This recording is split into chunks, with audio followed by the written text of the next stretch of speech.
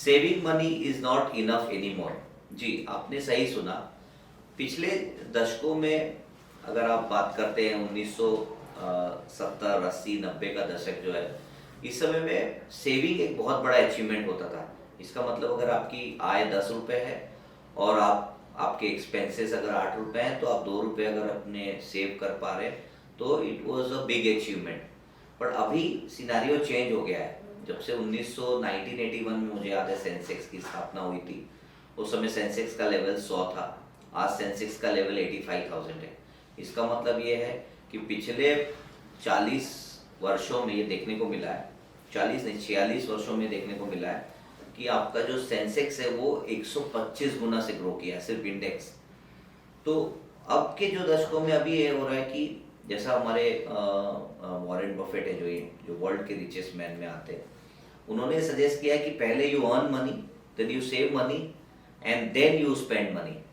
सो इसका मतलब ये, अगर आपकी 10 रुपये की आय है और आपको अगर सेविंग 2 रुपये करनी है, तो पहले 10 रुपये में 2 रुपये माइनस कर दीजिए और 8 रुपये सेविंग स्पेंड करिए। और अगर आप कर सकते हैं तो 10 रुपये में पहले 3 रुपये इन्वेस्ट कर दीजिए और फिर 7 रुपये में मैनेज करिए। तो इसका मतलब ये है कि बिकॉज एज एन इकोनॉमी, हमारी अगर इंडिया की बात करें तो हमारा जो इन्फ्लेशन रेट है, महंगाई की दर, वो 5 से 6% के बीच में रेंज रही है। तो हर साल आपका जो इन्वेस्टमेंट होता है वो 5 से 6% का उसमें डिप्रिशिएशन आता है।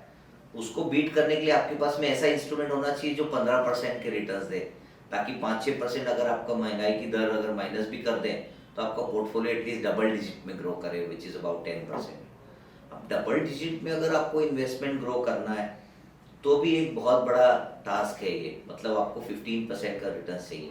तो ब्रॉडली अगर इस तरह के रिटर्न चाहिए तो आपको 2 एसेट क्लास में रिटर्न से देखने को मिलते हैं। पहला है equity as an asset class और दूसरा real estate as an asset class. चूंकि रियल एस्टेट में मिनिमम कैपिटल बहुत बड़ा लगाना पड़ता है, मतलब मिनिमम 1 करोड़ रुपए आपको, किसी भी आप अपार्टमेंट में फ्लैट लेते हैं तो। बट आप इक्विटी छोटे सी रकम से चालू कर सकते हैं, 100 रुपये, 200 रुपये, 500 रुपये। इतने छोटे अमाउंट से आप SIP कर सकते हैं, इतने छोटे अमाउंट से म्यूचुअल फंड कर सकते हैं। तो ये देखने को मिला है, यदि आपका सेविंग जो है अगर वो इन्वेस्टिंग में अगर कन्वर्ट नहीं हो रहा तो बहुत डिफिकल्ट हो जाएगा। देयर वाज अ टाइम लोग RD करते थे, रिकरिंग डिपॉजिट। रिकरिंग डिपॉजिट में आपको इंटरेस्ट मुश्किल से 6-7% आता है। 6-7% के इंटरेस्ट में अगर आप ग्रो कर रहे हैं और आपका 6-7%, 5-6% का इन्फ्लेशन है, तो इसका मतलब आपकी ग्रोथ नहीं हो रही है पोर्टफोलियो में।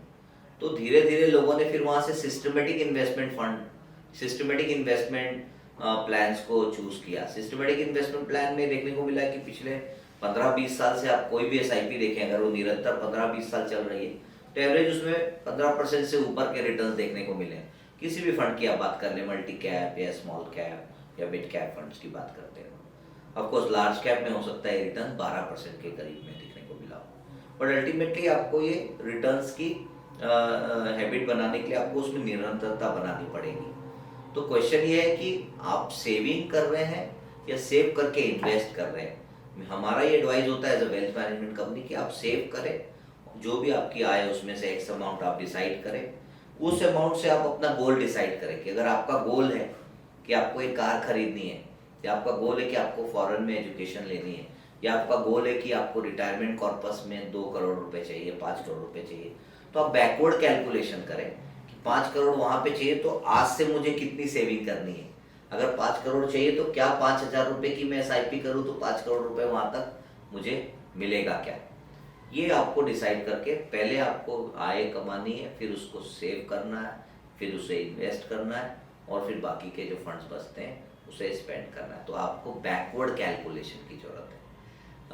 With that, I would like to conclude my video here. Thank you so much. My name is Vikas Agrawal. I am the founder of Altport. Altport is emerging as one of the largest platform for investing in alternates in India. Thank you.